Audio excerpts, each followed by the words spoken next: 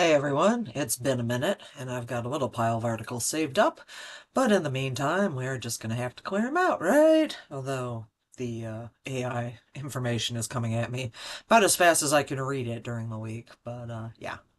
Anyway, this is Artificial General Intelligence Impossible by William J. Rapaport out of SUNY at University of Buffalo, and this is a nice short abstract, so Landgrebe and Smith's Why Machines Will Never Rule the World argues that it's impossible for artificial general intelligence to succeed on the grounds that it's impossible to perfectly model or emulate the complex human neurocognitive system. However, they only show it as practically, not logically impossible using current mathematical techniques, nor do they prove that there could not be any other kinds of theories than those in current use. Even if perfect theories were impossible or unlikely, such perfection may not be needed and may even be unhelpful. There's another article that I'm hoping to read and post that has a similar title to this, which is going to argue in the opposite direction. And the perfect is the enemy of the good. All models are wrong, but some are useful. When you've exhausted all possibilities, remember this, you haven't. So, yeah, just sort of read this already. So, it's impossible for artificial general intelligence to succeed on the grounds it's impossible to perfectly model or emulate complex human neurocognitive system. However, they don't show it's logically impossible, only practically using current mathematical techniques. Maybe we'll get smarter. Maybe the AI will make us smarter. Nor did they prove that there could not be any other kinds of theories than those in current use. Even if perfect theories, they may not even be helpful. Okay. So the argument, roughly the goal of narrow AI is to develop AI systems that can do intelligent things. Most AI research from its beginnings to today has been at this level. There are successful or partially successful systems for natural language processing, vision, planning and acting, problem solving, game playing, etc. The sorts of systems discussed in AI textbooks and research articles.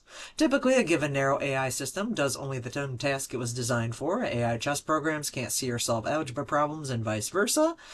Artificial general intelligence is the attempt to produce a single AI system that can do most or all of the narrow tasks in a coordinated fashion and thus can be as fully intelligent as a human. I like how they put that in quotes, because human intelligence is also a slippery slope.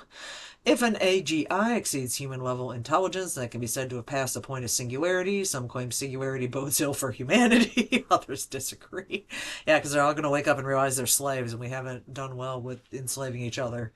Narrow AI exists? Is artificial general intelligence possible? If so, is the singularity possible?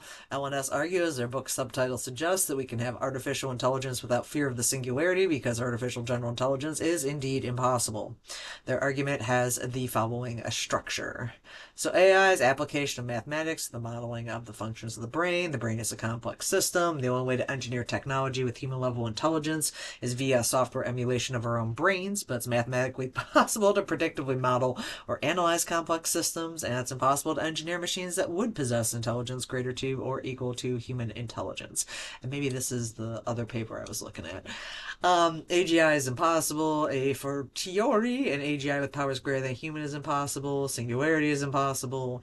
And that is, machines will not inherit the earth. They will never rule the world. Let's hope so. Alright, so what is AI? Characterizations of AI vary widely. As a practicing AI researcher, I take AI to be computational cognition. The investigation of whether cognition, human or not, is computable, primarily in the sense of Turing machine computability. Cognition includes natural language understanding, reasoning, perception, learning, belief, problem solving, etc. The topics of cognitive science. AI's goal is not to replicate human cognition, but to find out how much of that cognition is computable. And thus, the methodology of AI and cognitive science is bottom up. How closely can we approach intelligence in our machines? And it's very interesting, those of us who are historians, basically how we conceive of the mind. We often talk about it in terms of the technology of the era. So we talk a lot about it in terms of how computers work, but before computers, um, there was a lot of other theories about like mechanistic sort of what I call analog computers, mechanistic calculations and inputs and functions, and people referred to it again like factories and subdividing. And anyway, essentially the connection I wanted to make is like we think of our minds based on the technology we have developed at that point in time, so they're much more complex than that, of course. Alright, they let us look from the top down, telling us there's a limit to how close we can get. They characterize AI as the application of mathematics to modeling primarily the functions of the human brain. Curiously giving some of their later claims, note that this focuses on modeling the functions, not necessarily the brain itself. Taken literally, their characterization allows that certain brain functions might be implementable in something other than the human brain, such as by non-biological means in computation. On the notion of computation involved in AI, they say that a computer is a machine that deterministically creates numerical output based on some numerical input using a mathematical model. Yeah, but the human brain and mind-body continuum are not machines of these kind, and indeed they're not really machines of any kind.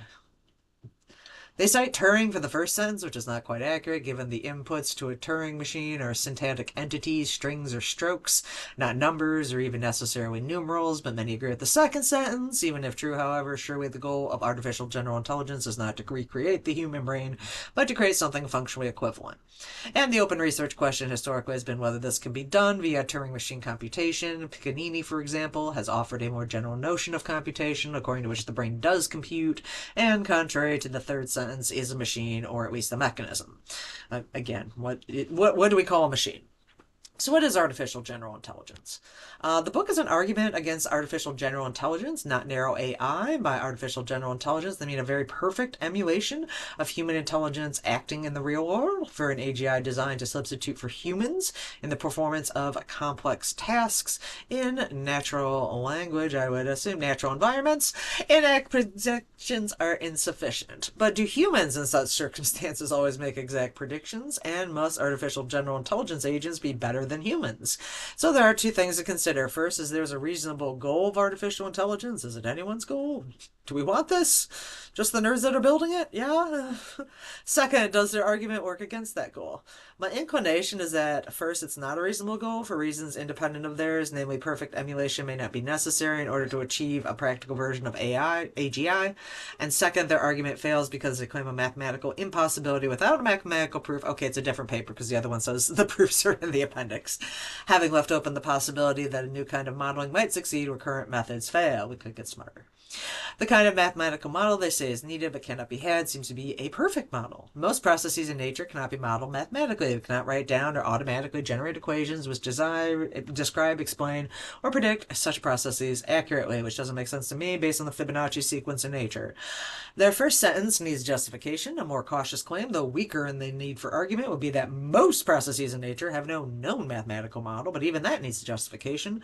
But is accurate description, explanation, prediction needed for an AGI to behave in the world at least as well as we do? Artificial general intelligence practitioners themselves do not characterize their field in this way. In the context of a discussion of self-driving cars, they say that what we need is the sort of reliability that can be provided by a mathematical proof, and where complex systems involve this cannot be attained. Yes, the real world is messy. But do we really need that sort of reliability? Humans are not perfect drivers, ain't that the truth? I live in Michigan, even though we are complex systems capable of dealing with other complex systems. Are self-driving cars supposed to be mathematically perfectly safe, or merely as safe as, or safer than, human drivers? One measures such safety, presumably, by there being fewer or less serious accidents, but although the best self-driving cars of the future might have fewer or less serious accidents of some of the kinds humans tend to have, they might introduce newer kinds of accidents that humans don't have. An important statistic is whether the total number of serious accidents is fewer, and not that the total is zero. Yeah, I wish it could be zero, but life, again, is messy and risky. They claim that the mastery of language is both a necessary and sufficient condition for artificial general intelligence, but the challenges humans face in understanding language are formidable because of the immense complexity of the signals we receive. How then do we succeed in the task? And that's not even with addressing the fact that we have a whole bunch of languages, not just English. Their answer has three parts. First, we humans share linguistic capabilities and a common ground of shared knowledge. Second, language itself serves to constrain the space through which a hearer must search to determine the target intended by the speaker. And then third, each speaker is able to actively form and interpret utterances based on their own intentions of the moment. And why is this something humans can do and machines can't? Because we can describe and explain some of what occurs in the course of such interactions, but we cannot build mathematical models that will enable us to predict what will occur. But why is prediction necessary for artificial general intelligence? When it suffice for a partial descriptive or explanatory model to enable an AI to converse and more generally to act in the real world, albeit imperfectly? And why is perfection needed? Maybe imperfect action suffices. Yeah, okay, and if we put all those robots in our house and they're acting all imperfectly, yeah, stick with humanity. Don't build the clankers. Anyway, so their argument seems to be that because we don't understand how we succeed in the task of language use, we cannot build an AI that would succeed. And crucially, the reason is that there is no distribution from which one could sample adequate training material. Although this focuses on just one method of model construction, statistical modeling for machine learning. As to whether there would be some other kind of modeling, such as symbolic modeling of common sense, they say this: complex systems, including language, do not meet the conditions needed for the application of any known type of mathematical model. The missing premise here, there are no other types of mathematical models besides those that we now know. But short of showing, which they don't, that any other type would be logically impossible, there is no reason to believe this missing premise. Premise 2. Human brain is a complex system. A system is a totality of dynamically interrelated elements associated with some process, the system's behavior. Logic systems can be modeled using mathematics and logic, which allows their behavior to be predictable almost exactly because they have strict rules. Symbolic, GOFI systems are logic systems in this sense. Complex systems, by contrast, are such that they cannot be modeled in a way that would yield the sort of mathematical predictions that can be reliably used in technological applications. So almost by definition, a complex system is one that cannot be predictively modeled.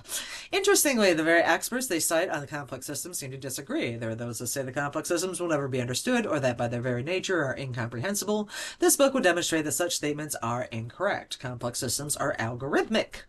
There are actually two complex systems in play here: human beings, human brains in particular, and the complex system that is the universe, to be understood and acted in by a human or an artificial general intelligence agent. Let's grant, for the sake of argument, the universe is a complex system. On their interpretation, this seems to mean science will never succeed in understanding it perfectly, yet science understands it pretty well. They argue that if the human brain is a complex system, it can't be mathematically modeled, and so artificial general intelligence fails. One feature of complex systems underlies their unpredictability is that they are non-ergodic. That's a new one. I don't know that word. They cannot be modeled by averaging over space and time without losing any sort of information. And non-Markovian... Yeah, I need to go learn about Markov chains. I keep seeing how they basically predict our entire world. Their behavior depends not just on one or two immediately preceding steps, and as the writers say, such systems are out of reach of stochastic modeling, because if we measure the behavior of complex systems by assigning numbers to the observable events which these systems could generate, we obtain data to which no predictive model can be made to fit. Hence, they cannot be modeled mathematically. Yeah, these two papers that have very similar titles are going to be a lot of math discussion. So if you don't want to listen to maths, hopefully you dropped out earlier. Anyway, the last step goes too far. More cautious phrasings would be that stochastic modeling alone will not suffice, or we don't yet know how to model them mathematically. Do we have no way to deal with them, even if we can't mathematically model them to perfection? As Montesquieu and Voltaire observed, we should not let the perfect stand in the way of the good. However, having dealt with a lot of half-baked projects at work lately, a little planning is good. Interestingly, in LNS's introduction to the section that begins their arguments, they say they will review the models that are available for mathematical representation of such systems, suggesting that there could be others. For their argument to go through, they also need to argue there are no other possible models. There is a revealing lacuna, which is a hole for those of you that don't know the word. In their discussion of logic systems, they say there are three types of Turing-compatible mathematical logic: non-modal, modal propositional logic, and first-order logic. Only three. There are three more. What about modal first-order logic, or abductive logic? They suggest there's no work on that, but see these other folks. Or more to the point, especially given AI research conducted for some 40 years at Barry Smith's and my common institution, what about relevance logic? That actually sounds like the most applicable for those of us doing search and discovery. This is a very curious example of how they have not considered all the possibilities in at least this simple case, which suggests they might have not considered all the possibilities in any other cases. Let's argue, for now, the brain is a complex system, but on my view of AI, the real question is whether cognition is or must be a complex system. And those of us who have interacted with some humans can argue that it's not. They seem to say it is because they identify the human brain with the hero neurocognitive system, leading us to the following premise: a software emulation for the brain, or of the brain, excuse me. The only way to engineer technology is to create a software emulation of the human neurocognitive system. To create a software emulation of the behavior of a system, we would need to create a mathematical model of the system that enables prediction of the system's behavior. So modeling and emulating. A model can be used to simulate or emulate that which is being modeled. Most often, I've heard this word used in video game archiving. As with AI, these terms are vague and used in different ways. We can try to make this a little bit less vague by stating the following. Let the behavior of an agent, computer, human, AI, etc. be expressed as function f. That's not necessary, but makes exposition easier. Again, those of you who are scared off by algebra, feel free to run.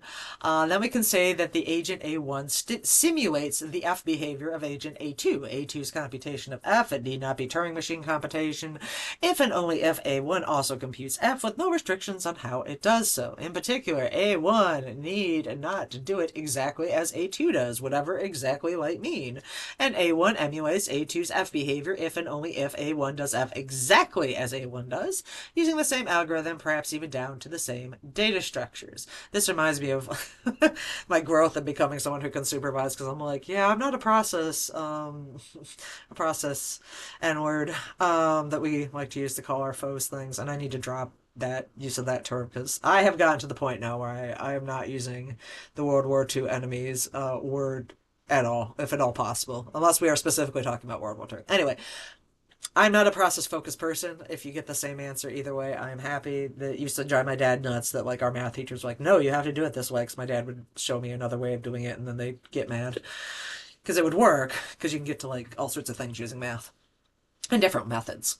Anyway, these are still vague, but the important point is emulation is a very, even maximally, a detailed execution of the emulated behavior, including internal states, whereas simulation need not be. There's a spectrum ranging from mere F computation at one end to algorithmic equivalence, if not identity, at the other. The open question at this point is, where on the spectrum does their emulation lie? Here's how they define those terms.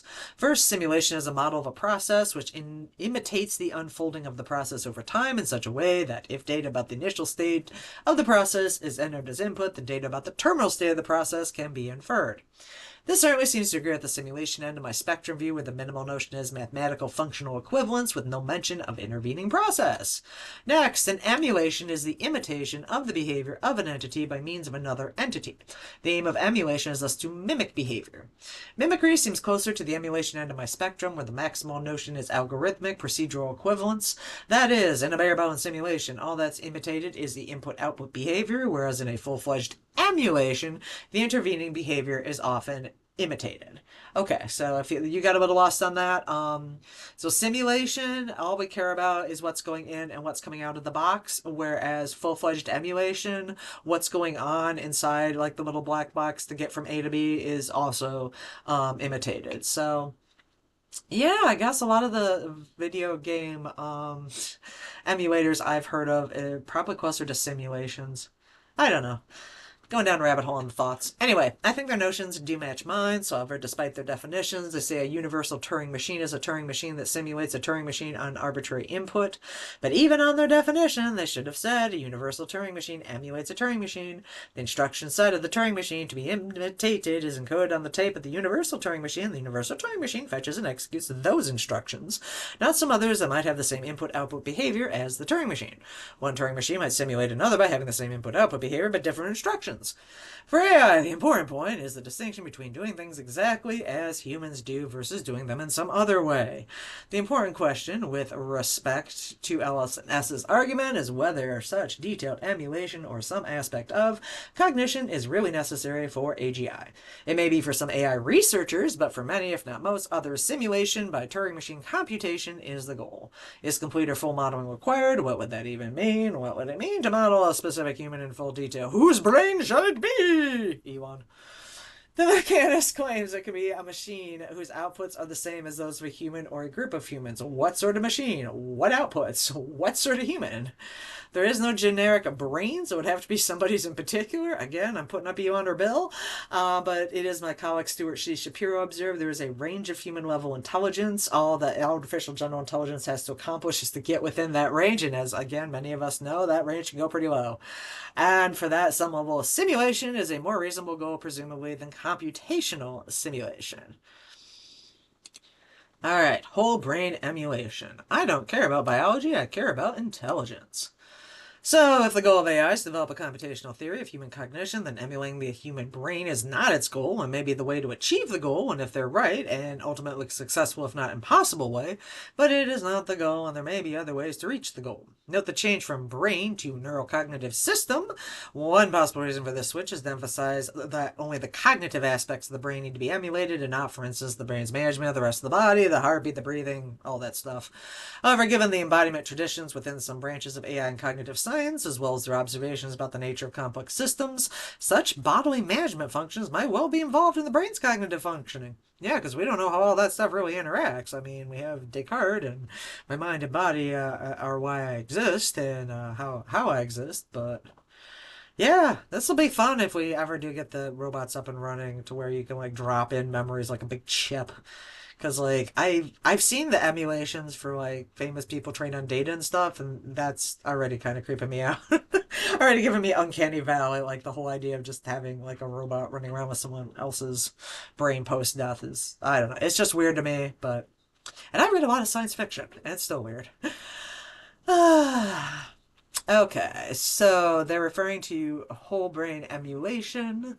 Okay, yeah, moreover, by software emulation of the human neurocognitive system, they're referring to whole brain emulation, then emulation of the whole brain, even if only to emulate the cognitive functioning, would inevitably bring the rest of the brain's functioning in its wake, which again will make no sense if the brain is living in cyberspace and not attached to anything.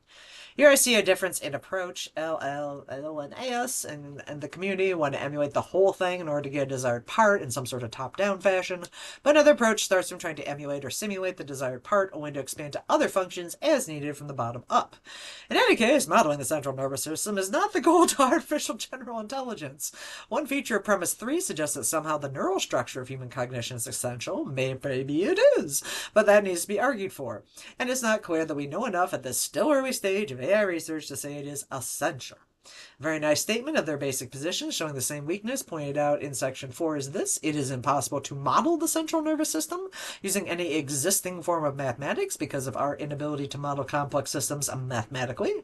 From our inability, one cannot logically infer impossibility unless our inability simply means impossibility. But note the hedge about existing forms of mathematics, which leaves open the possibility that some other future form might be used. There are several other places where they hedge. Here is one. We have no idea how to build a nanomotor that can withstand the high flow velocity and turbulence of the arterial system. Furthermore, there is no available method to generate sufficient amounts of energy for such small motors. Indeed, we have no idea where their energy would come from. Nanotechnology is a whole nother rabbit hole I should probably like pull a paper or two on when I'm not so obsessed with AI. Because nanotechnology is another one of those things where I'm like, I don't want that. I'm already upset that we have like refrigerators where you have to like buy a certain refrigerant or it won't work. And anyway, some of the stuff that we're trying to do between that like medication compliance tracking, where I'm like, that's too much surveillance state. All right. One reading, the italicized phrases are rhetorical euphemisms for there is no way, but on a literal reading, all they are saying is they don't know how to do it, not that it can't be done in the future. Kind of like cryo, you know. We don't know how to attach a head to a body, but someday in 2500 we'll be good. They only have two only way arguments. The principal one, to be discussed in section 6, concerns the alleged impossibility of mathematically analyzing complex systems, which asserts first that complex systems cannot be fully modeled by current mathematical models, and second that current mathematical models are the only way to model them. On the other hand, premise 3's only way argument suggests the only way to achieve artificial general intelligence or reach the singularities to model the whole brain. Immediately after stating premise 3, they say alternative strategies designed to bring about an artificial general intelligence without emulating human intelligence are rejected later in the book. This seems to equate neurocognitive system with intelligence, but if brain equals neurocognitive system and neurocognitive system equals intelligence, then brain must equal intelligence, at least in that view. But surely that's an open question. Isn't it one of the goals of AI to consider whether computation is sufficient for intelligence, and thus whether human biological brains really are necessary for it? Alright, mathematical impossibility. It's time to turn to the heart of the argument, the claim that it's mathematically impossible to model complex systems in the way that would be needed for AGI. In their foreword, they say they will focus specifically on the question of whether modeling of this sort has limits, or whether, as proposed by advocates of the singularity, AI modeling might one day lead to an explosion of even more intelligent machines. By not modeling of this sort, they mean emulation of the human brain, and they are going to argue that there are limits. As I've suggested, such emulation may be more than is needed. If so, then any limits on such modeling might not matter. I'm not worried about any such limits because I have no brief for the singularity, but they also want to argue that even reaching human-level intelligence is beyond the limits of artificial general intelligence, so the question is where the limits might be. My characterization of AI in Section 3 was for there to be limits in the sense of aspects of cognition that are not computable, in the same sense that halting problem is not computable, i.e. a logical limitation. However, I'm not convinced by any of the several arguments in the literature, including those they wrote, to the effect that various aspects of cognition are not computable because none of them are truly logical limitations. The arguments for such limits waver between illogical impossibility arguments and what I'll call extreme difficulty arguments. In a phrasing that is ambiguous between the two readings, they say they will show that for mathematical reasons we cannot use the laws of physics to analyze behaviors of complex systems because the complexity of such systems goes beyond our mathematical modeling abilities. We are dumb humans. As we have seen, they say the human brain is a complex system of this sort, and what sex are complex systems such they cannot be modeled. If that is a logical cannot, then complex systems are logically impossible to model. If it is what might be called epistemic cannot, and then their claim is that we currently do not know how to model them. Surely complex systems can be partially modeled. The successes of science are evidence of that, and even if the functions of the complex system that is the human brain cannot be fully modeled by current mathematical methods, perhaps it can be modeled well enough to get within, perhaps asymptotically close to, I'm sorry if I messed that up, to the range of human cognitive abilities. They say that in the conclusion 6, an AGI is impossible is analogous to the thesis that it's impossible to create a perpetual motion machine. Contrast this with what two AGI researchers say. Work on artificial general intelligence has gotten a bit of a bad reputation as if creating digital general intelligence were analogous to building a perpetual motion machine. Yet while the latter is strongly implied to be impossible by well-established physical laws, artificial general intelligence appears by all known science to be quite possible, unless we throw the brakes on. Like nanotechnology is merely an engineering problem, though certainly a difficult one. The artificial general intelligence and perpetual motion machine impossibilities are different. For a perpetual PNG? Okay. For PNG, a perpetual motion machine is a physical impossibility, a variety of logical impossibility in the sense of illogical inconsistencies with the laws of physics. Although they say that theirs is that kind of impossibility, it's really more of a so difficult it might as well be impossible kind of impossibility. We can handle this by dividing premise 4 in two. Epistemic cannot. There is no currently known mathematical models for modeling complex systems, as opposed to the logical cannot. There cannot be any other mathematical models for modeling complex systems. What is the evidence for the logical cannot? They say at one point, of course, mathematicians will make further discoveries of new types of models in the future, but then will almost immediately walk this back, saying this will require a major revolution in mathematics of a type which has been ruled out as impossible by leaders in the field. Would not physicists before Newton and Leibniz have argued similarly for understanding physics? To such an objection, they reply that this is impossible because it would have to involve discoveries even more far-reaching than the invention by Newton and Leibniz of differential calculus, and it would require that those who have tried in the past to model complex systems mathematically were wrong to draw the conclusion that such an advance will never be possible. But this is just an appeal to an unargued limitation on human intellectual abilities as well as an appeal to authority. First, our human hunter-gatherer ancestors could not have imagined the invention of calculus even though their descendants eventually did. And second, just because two of our greatest physicists have ruled out major revolution in mathematics, they cite the authority of Feynman and Heisenberg, doesn't mean no one will be able to. So they explicitly endorse the logical cannot. To speak of mathematical impossibilities to ascertain a solution to some mathematically specified problem cannot be found for a priori reasons of math. This is the primary sense in which we use the term. And they give us an example of the proof of the mathematical impossibility of algorithmically solving the halting problem, but they offer no such proof themselves. They cannot assert the logical cannot, but they support it by the epistemic cannot. A large part of their book is a detailed look at various AI research projects that they argue cannot succeed. For example, visual system and optic tract can be seen as a bridge between visual input and its conscious perception, and both are quite well understood, yet we cannot represent the events occurring during this process in a synoptic mathematical model that would allow us to engineer the replacement of neuronal parts of the optic optical tract in a way that would rectify visual impairment. If it's well understood, why can't it be mathematically modeled? And if it can't be mathematically modeled, is it really well understood? Or is it possible something to be well understood sufficiently to reproduce it computationally, even if not understood fully, completely, mathematically? More importantly, why would we need or want to engineer the replacement? That is not the goal of artificial general intelligence. All that it needs is for us to be able to get similar results. That might just require being well understood, which apparently less than being mathematically modeled. But they harp on the amount of detail they say would be needed but cannot be had. Our mental experience and our overt physical behavior are all emanations of the complex system, which is the mind-body continuum, but due to their nature as processes of a complex system, we are unable to model these processes mathematically, so we cannot causally explain them at the fine level of granularity that would be needed to answer questions such as which cells and molecules are involved in what way to generate a certain memory. And he's got a lot of good footnotes, but I am skipping them. Even if it is impossible to get that fine level of granularity, does artificial general intelligence need to answer that sort of question? Here's what they say. To understand the mind-body relationship at the level of detail which would enable explanation or prediction, we would have to understand the functions of all the cells and all the cell constituents which contribute to consciousness. Really? Couldn't we make reasonably accurate predictions for the purposes of artificial general intelligence without such full knowledge?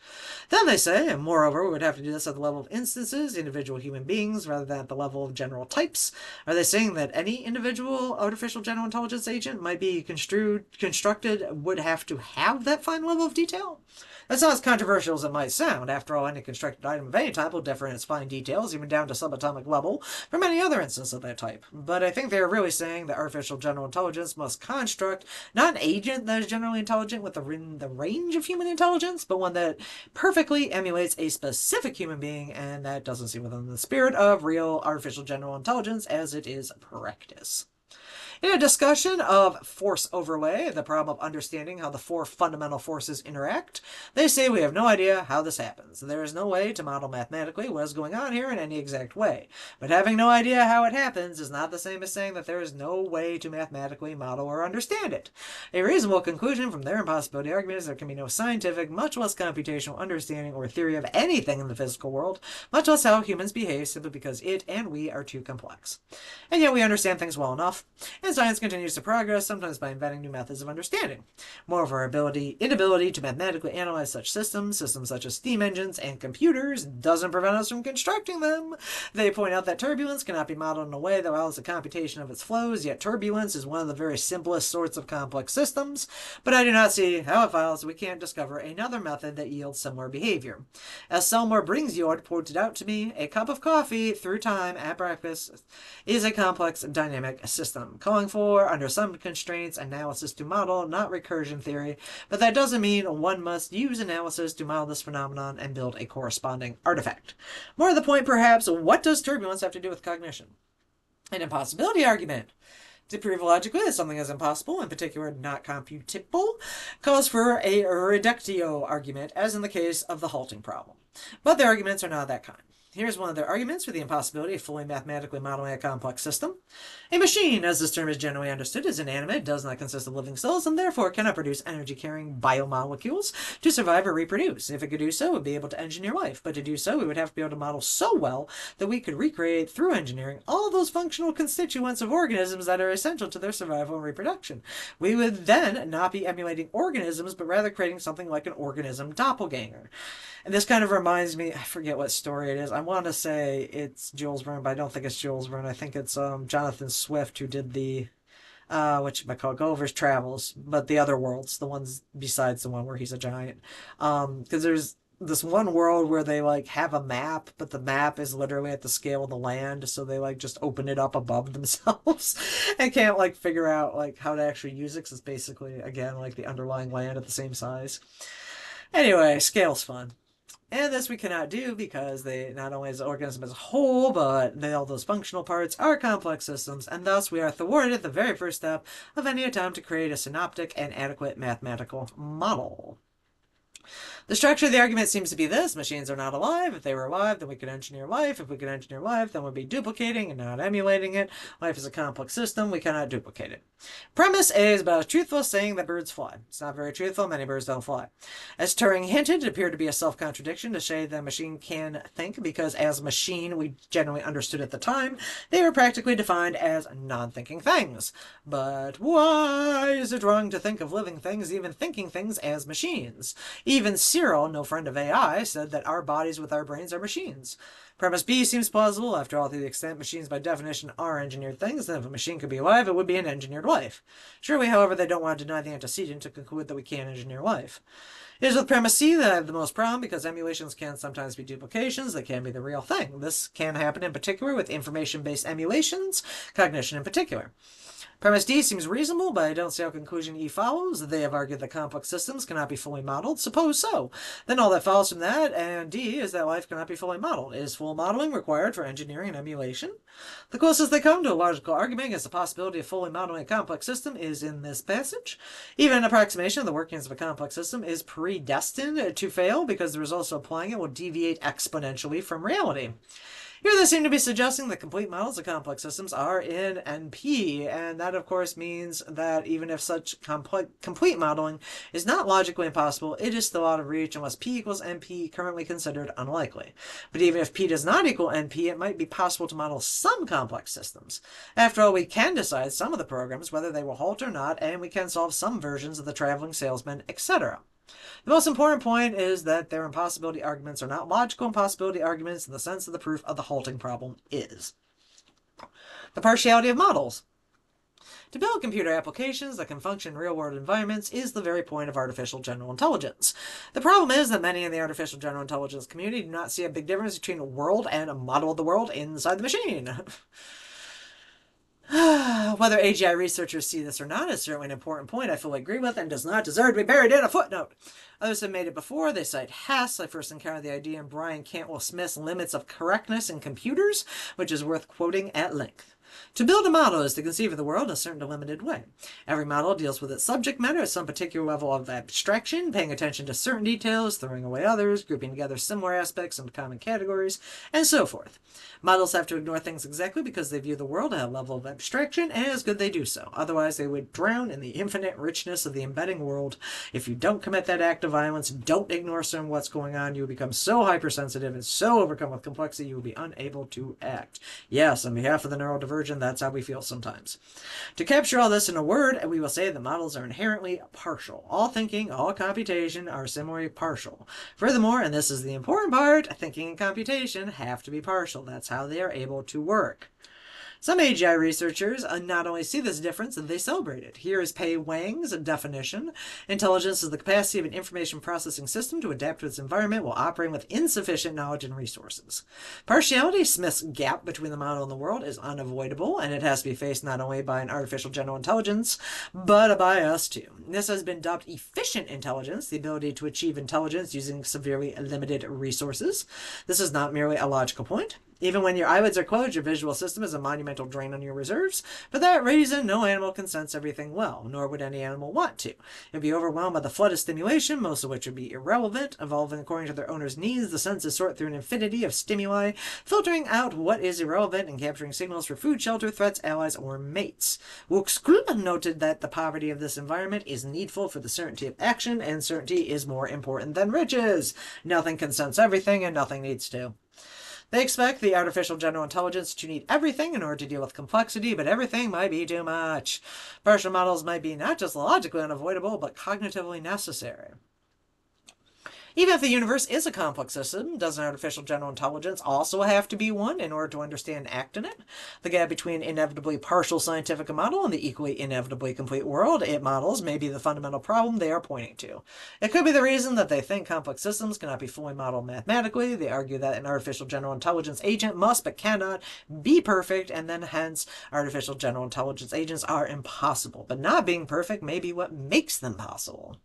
They say machines fail to reach the intelligence level level of higher animals. The problem is that our world is shaped by complex systems. Each AI agent will therefore have to cope with a complex system-generated environment. The last sentence is true, but humans have to cope with that too. But there is also a big difference between the world and a human's mental model of it, and we humans seem to be able to deal with most of the world's complexities. Perfection is not needed to act in this world. As B.C. Smith notes, we too must act on the basis of incomplete models, incomplete knowledge of the world. And we are able to do it, albeit imperfectly, so why might an artificial general intelligence not be able to do it, albeit imperfectly? The question is whether we can minimize the incompleteness sufficiently for them to work well. They argue that language is so complex that it's impossible for there to be a mathematical theory of it, and more precise, it is impossible to even begin to collect the gigantic amounts of data that would be needed to train a neural network that could generate responses that are appropriate to every given conversation when taken as a whole. They conclude that artificial general intelligence, and presumably computational linguistics at least, will fail. But we do it, so why wouldn't it be possible for an AI to do it? Do we have some mysterious vitalistic ability that AGIs cannot have? Well, and thus give their reason as follows.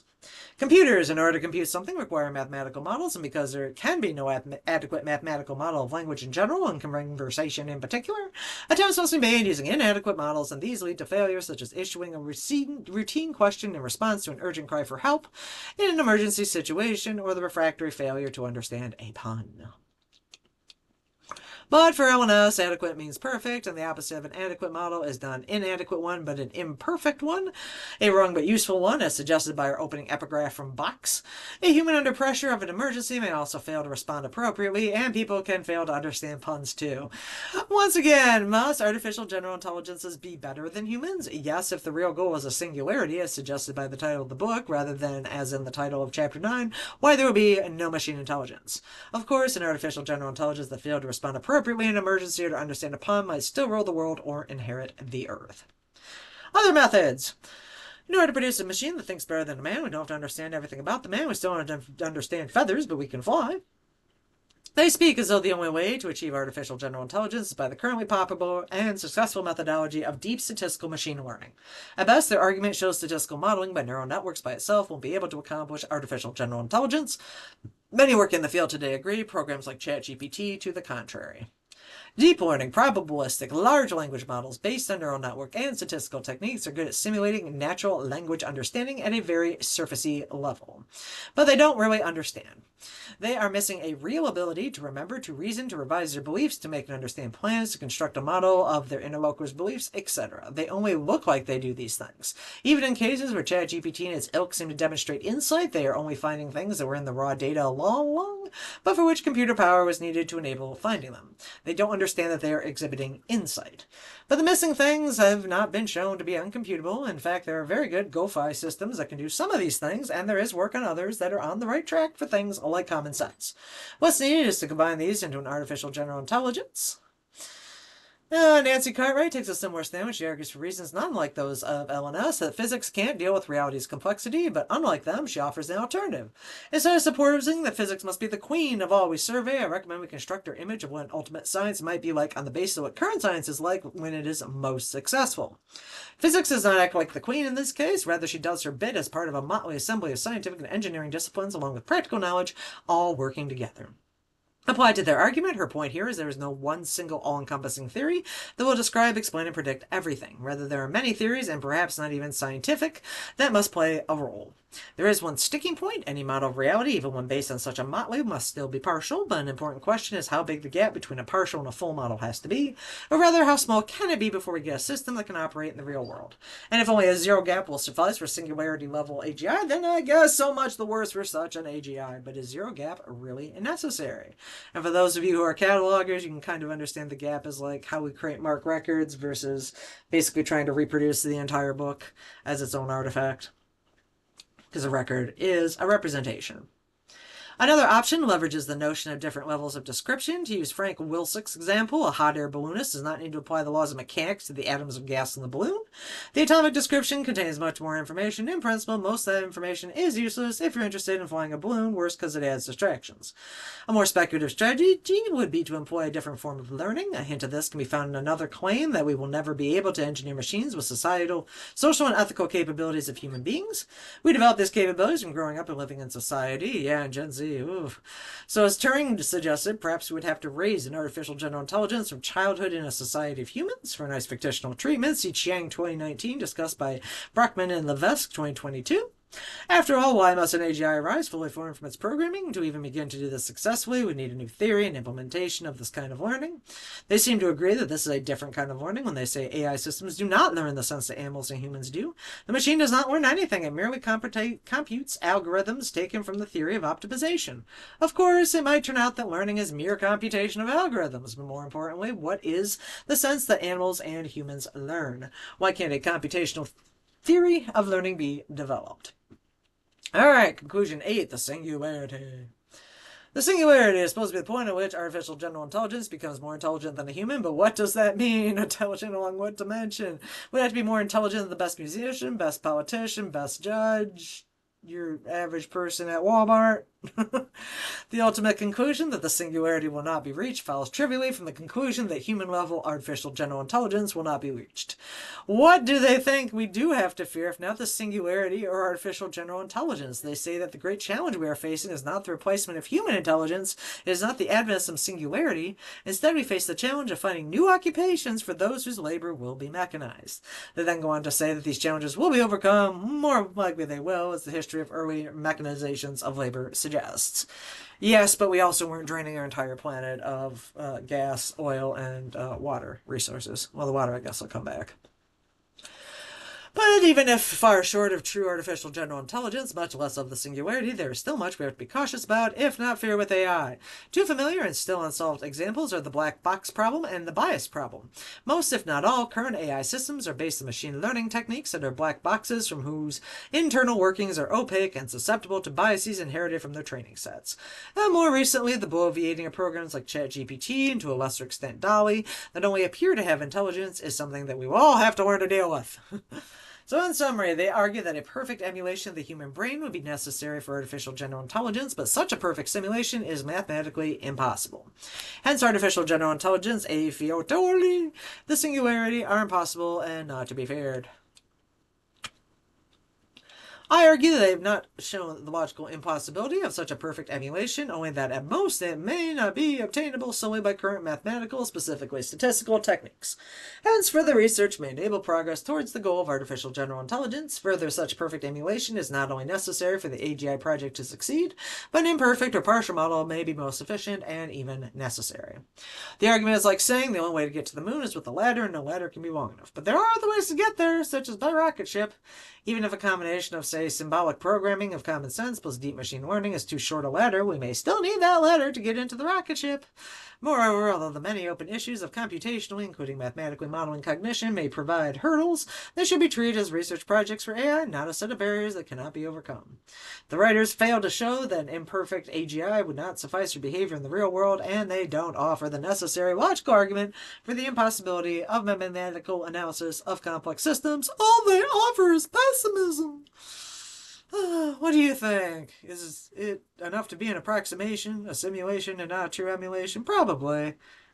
But then again, I go back to the, are we being gods, or should we just try to employ people, and be kinder to each other? I don't know. Leave your thoughts in the comments if you have any.